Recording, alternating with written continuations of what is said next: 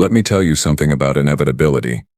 My name is Zel'nok, Senior Tactical Analyst for the Catharian Dominion Fleet, and I have watched 200 worlds fall before our armada. 200. Do you understand what that means? That is 847 years of unbroken victory, 8 centuries of perfect strategic execution, 42 generations of my people, each one adding another trophy to our collection of conquered civilizations. And now, here I sit in my observation pod, watching the scanning displays preparing to document conquest number 201. The humans. Oh, where do I even begin with the humans? I have reviewed their military records. I have analyzed their tactical databases. I have studied every single engagement they have ever fought, and I can summarize my findings in 3 words: aggressively, enthusiastically, mediocre. Their ships look like they were designed by a committee that could not agree on anything, then built by the lowest bidder, then repaired by someone who learned engineering from picture books. Half their fleet appears to be held together with what their own technical manuals refer to as, and I am not making this up, duct tape. Duct tape. They named their adhesive repair material after a waterfowl. The fleet currently positioned in the Epsilon 9 system, humanity's so-called last major colony, consists of 73 vessels. We brought 412. Their flagship is 117 years old. Our oldest ship in this engagement was commissioned 15 months ago. They are outnumbered, outgunned, outteched, and quite frankly out of their minds for even showing up. And yet their commander, one Admiral Marcus Webb, had the absolute audacity, the sheer unmitigated gall, to respond to our surrender demand with, quote, "Thanks, but we're good. You folks have a nice day now." End quote. Adorable. Truly adorable. I have already begun composing my after-action report in my head. Engagement duration: 4 hours, 17 minutes. Human resistance token at best, pathetic at worst. Casualties minimal, entirely theirs. Strategic significance: another star added to the Dominion's collection. Recommendation: catalog their technology for the Museum of Primitive Cultures, settle their worlds, move on to Conquest 202. My supervisor, Fleet Commander Krathen, is probably going to criticize me for being overconfident again. He always does. Zel'nok, he will say in that deep rumbling voice of his, "Your arrogance will be your undoing someday." But it is not arrogance if you are right every single time, is it? That is just pattern recognition. I zoom in on the human flagship. The vessel is broadcasting identification codes. The Valiant. How quaint. How utterly predictably human. They name their ships like they are characters in children's stories. Noble words for ignoble machines. That particular bucket of bolts has microfractures in 17% of its hull plating. Its primary weapons array is operating at 72% efficiency. Its shield generators are 2nd-generation technology. We are currently deploying 9th-generation systems. This is not going to be a battle. This is going to be an execution, and I have a front row seat. Admiral Marcus Webb is hailing us again. I can see his face on the communication screen. Older human male. Graying hair. Something they call a beard covering the lower portion of his face. He is smiling. Actually smiling. The man is outnumbered 6-1. Outclassed in every measurable category. Defending the last significant human holding in this entire sector. And he looks like someone just told him an amusing anecdote. "Catharian Fleet," he says, voice calm, almost cheerful. "This is your second and final opportunity to turn those pretty ships around and head back home. We would really prefer not to embarrass you folks today. We have got a lot of paperwork to file already." I laugh. I actually laugh out loud in my observation pod. Fleet Commander Krathen's voice crackles over the command channel. "All ships assume attack formation Delta 7. Prepare to demonstrate to these humans why the Dominion has never, not once in 847 years, lost an engagement. Target their defensive installations first, then their capital ships, then mop up the rest. Make it quick. Make it clean. Make it a lesson the rest of their species will not forget." 412 ships slide into perfect geometric formation. Our targeting systems lock onto 73 human vessels. Our weapon arrays hum with charged energy. Our shields shimmer into full power. This is it. Conquest number 201. I start my recorder. Engagement log. Catharian Dominion Fleet. Epsilon 9 system. Human calendar date November 9th, 2025.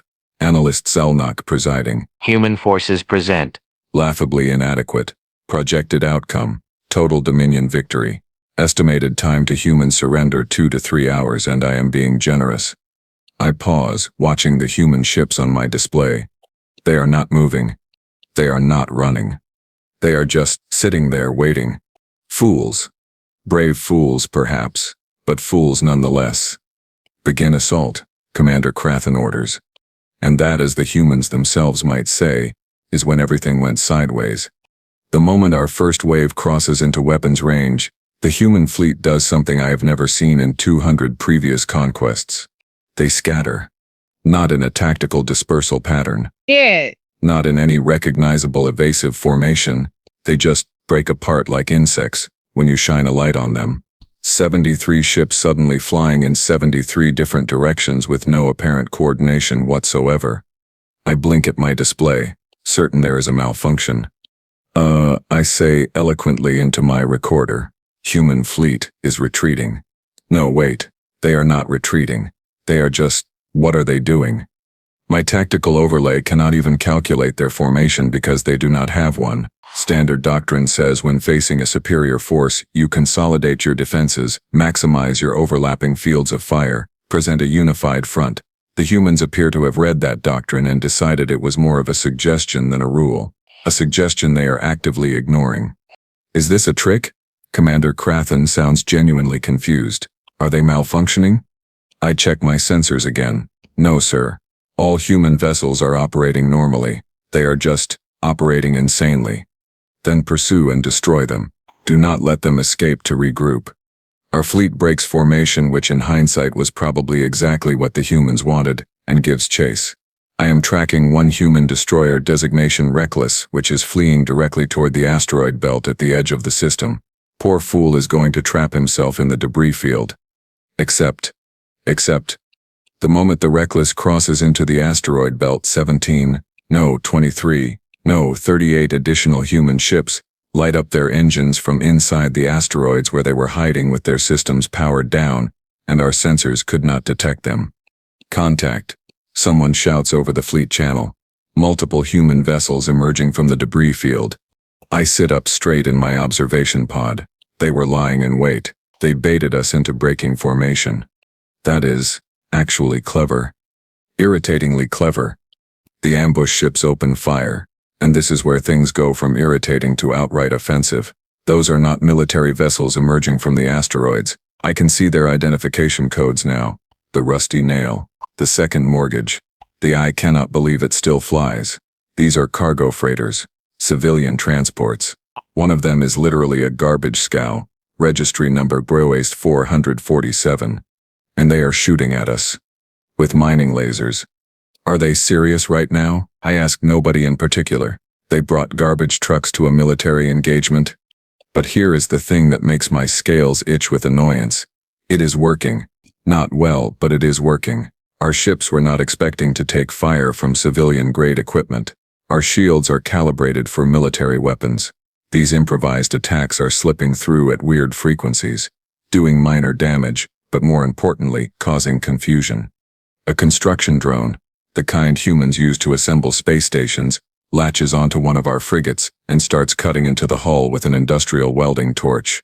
A cargo hauler rams one of our destroyers at full speed, and both ships spiral off in a tangle of twisted metal. This is not warfare, I shout at my display. This is vandalism. This is automotive collision fraud on a massive scale. The human admiral is back on our communication channel, and he is laughing. Actually laughing. How are you folks doing over there? I see you have met our civilian auxiliary fleet. They are not much, but they are enthusiastic. Our attack formation, our beautiful, perfect, geometrically precise attack formation, has dissolved into complete disorder. Ships are peeling off to deal with mining drones. Cruisers are targeting garbage scows. Our flagship is currently being harassed by what appears to be a repurposed pleasure yacht with jury-rigged missile launchers strapped to its hull. They are not fighting, I mutter into my recorder, watching the tactical display with growing disbelief. They are improvising. They are making up their strategy as they go along. They have no doctrine, no standard procedures. They are just doing things and hoping they work. A human vessel, some kind of transport ship, ejects its cargo containers directly into the path of our advancing cruisers.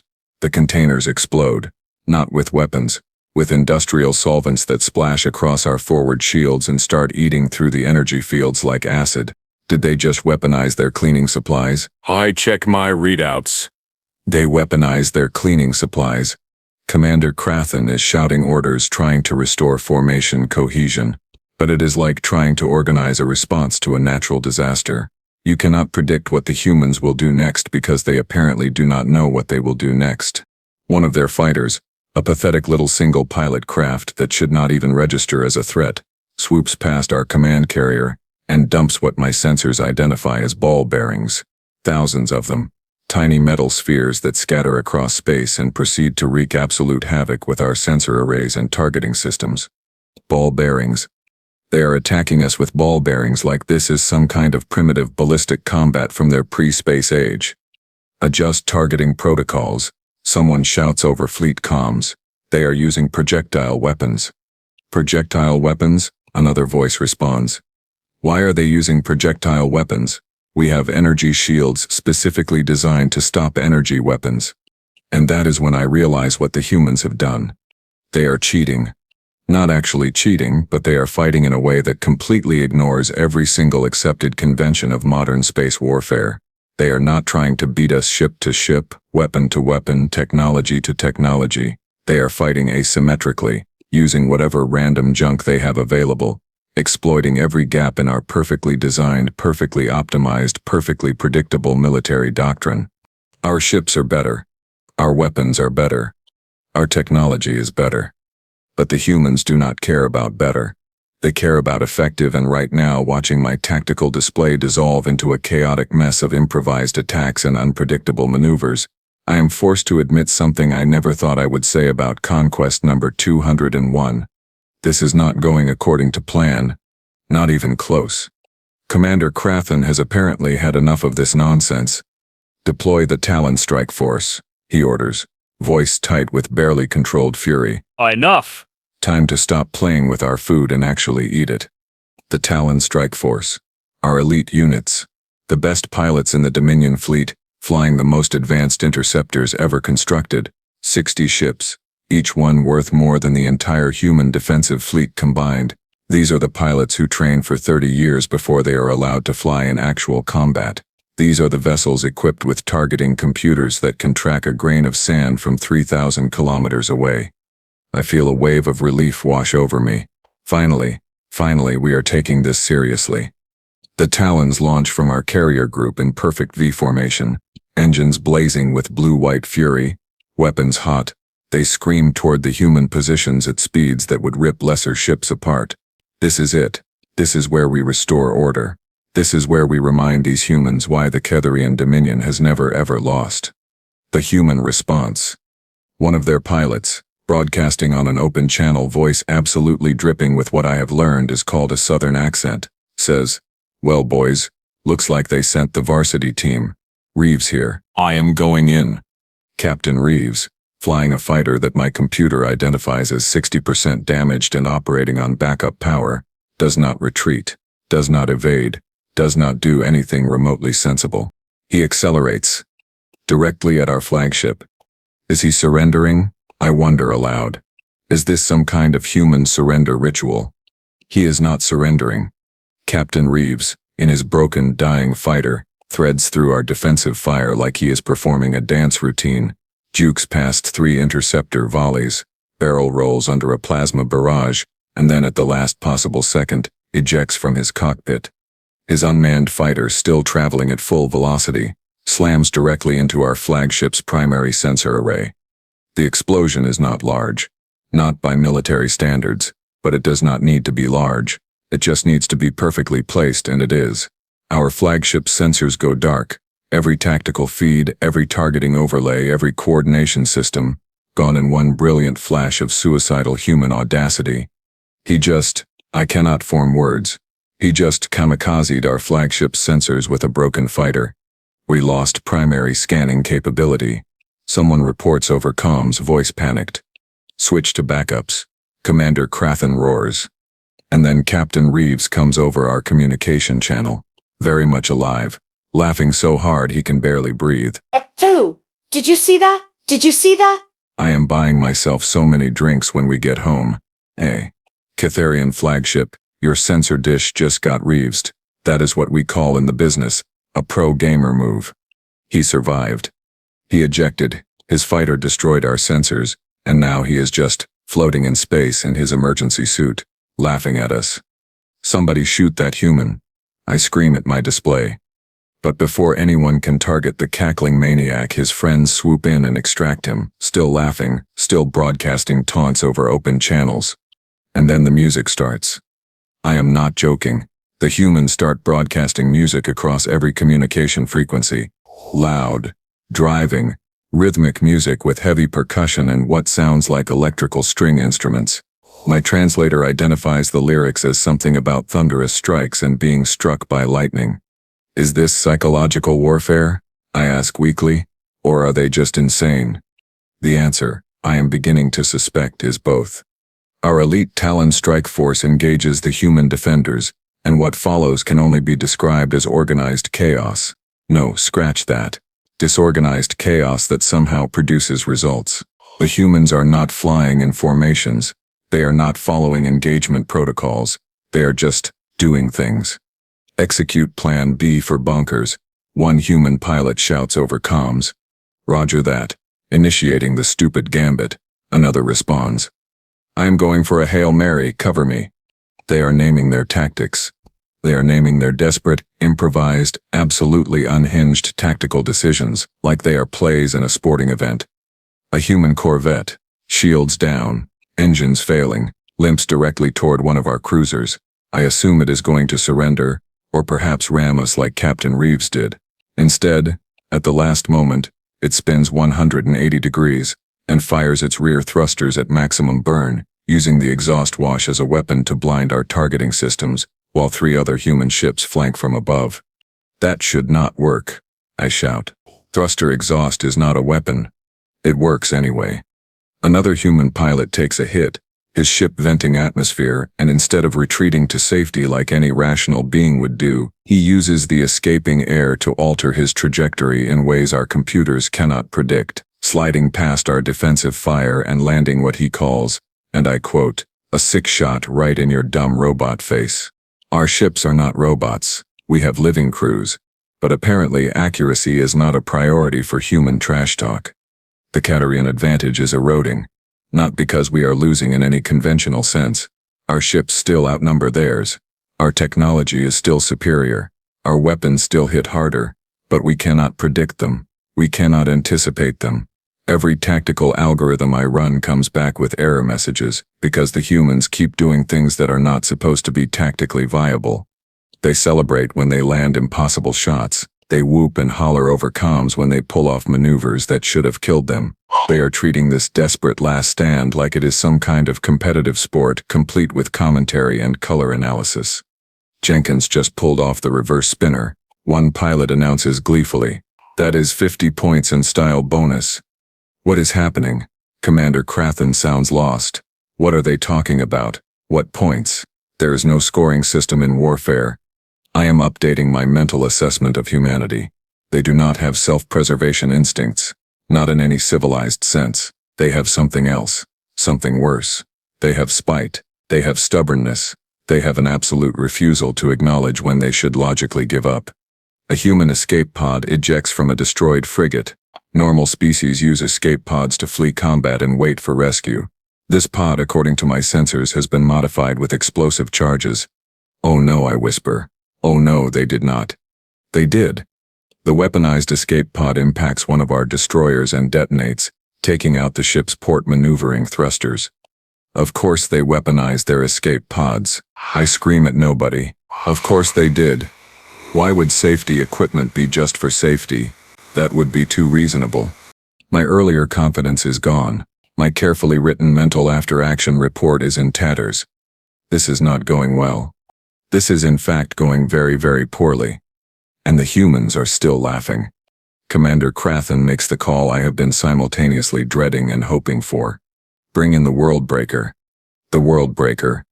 I feel my breathing slow, my scales settle. Finally, we are ending this farce. The Worldbreaker is not a ship. It is a statement. It is a 5-kilometer-long weapons platform that has ended 17 planetary sieges, collapsed 12 space stations, and shattered the defenses of 43 fortified worlds. It mounts a graviton pulse cannon that can crack a moon in half. It has never, not once in its 130-year service history, failed to obliterate its target. This is it. The humans have fought well. I will give them that. They have been annoying, unpredictable, and deeply frustrating. But physics is physics. Engineering is engineering, and the Worldbreaker is inevitability made manifest. I watch on my long-range sensors as the massive platform drops out of faster-than-light travel at the edge of the system. Its mere presence causes gravitational distortions that my instruments can measure from here. The weapon begins its charging sequence. 60 seconds until it can fire. 60 seconds until we reduce the human flagship and everything within 5,000 kilometers of it to component atoms. Human fleet, Commander Krathen broadcasts. Voice formal now, almost respectful. You have fought with courage. You have my admiration. But this ends now. You have 60 seconds to evacuate the firing zone. We take no pleasure in unnecessary death. I wait for the human response. I expect panic, maybe desperate final words, perhaps a poetic surrender from Admiral Webb. What I get instead is the Admiral's voice, calm as morning tea, saying, "Well, that is new. Appreciate the heads up, Commander. Tell you what, give us 5 minutes, would you?" I stare at my communication panel. 5 minutes. 5 minutes for what? Admiral Webb, I cannot help myself. I open a direct channel. 5 minutes to do what? Exactly. Pray? Say goodbyes? Write final letters to your loved ones? Oh, nothing that dramatic, Webb responds cheerfully. We just need to whip up a quick countermeasure. Felix, you got this. Another voice joins the channel, older, tired, with an accent my translator identifies as West African. Admiral, I am an engineer, not a wizard. You are asking me to counter a weapon that has ended 43 planetary sieges with mining equipment and civilian-grade capacitors. So you are saying there is a chance? A long, heavy sigh. Give me 4 minutes, and somebody get me every single power cell from the mining colony. Yes, all of them. I do not care if it shuts down life support. We are going to need the juice. I check my chronometer. The Worldbreaker has 45 seconds left in its charging sequence. What are they doing? I pull up every sensor I have, scanning the human positions. What are they possibly doing? What they are doing apparently is taking the shield generators from 6 civilian mining stations, the power cores from 14 cargo haulers, something my computer identifies as industrial magnetic containment coils, and a partridge in a pear tree for all I know, and somehow, impossibly, jury-rigging them into a coherent defensive array. This should not work. Let me be very clear about this. What the humans are attempting violates approximately 47 different principles of applied field physics. You cannot just wire together incompatible shield technologies. You cannot synchronize power systems that were never designed to interface. You cannot create a functioning defensive grid from literal garbage in under 5 minutes. You cannot. It is impossible. Dr. Felix Okonkwo does it anyway. Worldbreaker firing in 10 seconds, someone announces over our fleet channel. Human defensive array is, wait, it is powering up. My sensors are screaming contradictions at me. That is not possible. Those components are not compatible. The power flow is all wrong. The harmonic should tear the whole system apart before it even activates. 5 seconds. The human shield grid flickers into existence. It looks wrong. The energy patterns are asymmetric, pulsing irregularly, held together by what appears to be sheer stubbornness and maybe some very creative wiring. 3 seconds. It is not going to hold, I say with absolute certainty. The math does not work. Physics does not work that way. The Worldbreaker fires. A beam of gravitonic energy capable of cracking moons lances across space toward the human fleet. It hits the improvised shield array, and the shield holds. Barely. I can see the strain on my sensors. The human shield is flickering, overloading, on the verge of catastrophic collapse, but it holds.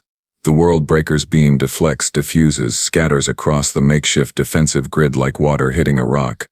Dr. Okonkwo's voice comes over comms, strained, breathing hard. Well, that was unpleasant. I am never doing that again. My heart cannot take it. Felix, you beautiful maniac. You did it. Admiral Webb sounds genuinely surprised. You actually did it. I did not do it, the engineer responds. Physics did it. I just strongly suggested to physics that it cooperate. Also, every power system we just used is now permanently dead, so we get one shot at this. Make it count. I sit in my observation pod staring at my displays, trying to process what I just witnessed. They did not win through superior technology. They did not win through better tactics. They did not win through skill or training, or proper military doctrine. They won through sheer, absolute, bloody-minded refusal to lose. They won because they do not understand that some things are impossible, and so they just do those things anyway. They won because when the universe says no, humans apparently respond with, "Watch me." My worldview is not cracking. It has shattered. And we still have 347 ships to their remaining 49.